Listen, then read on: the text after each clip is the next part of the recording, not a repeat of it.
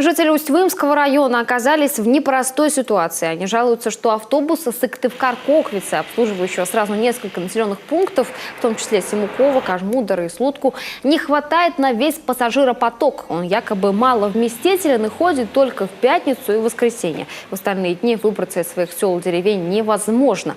Перевозчик убежден в обратном. Вообще было хорошо. Всегда автобус был вот этот государственный, который АТФ. Почему отменили, никто не знает даже. Все удивляются. В Слутку сейчас вообще отменили тоже автобус. И они на нашем ездят. 13 мест нам выделили этих. И в пятницу вот идешь в автопавильон, нету билетов. Вот если вот туда едешь, там если слуцкие сядут, уже все, наши все остаются.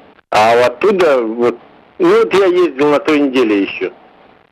Полный автобус, я стоя ехал там, 4. А остальные, кто не влез, они остались там возмущаться. Сутка, может быть, это да. А в Семуково это никак невозможно, потому что автобус отсюда идет. Он наполовину заполненный только. Автобус у нас, когда был последний раз в пятницу, был в воскресенье. Отсюда поехали 12 человек, и оттуда, по-моему, тоже 12. Иногда даже и по 8 человек загрузка только бывает. Кто прав, а кто нет, разберется Минтранс, заключивший контракт с кажмударским перевозчиком. Но они на ситуацию пока что не отреагировали. Мы будем следить за развитием событий.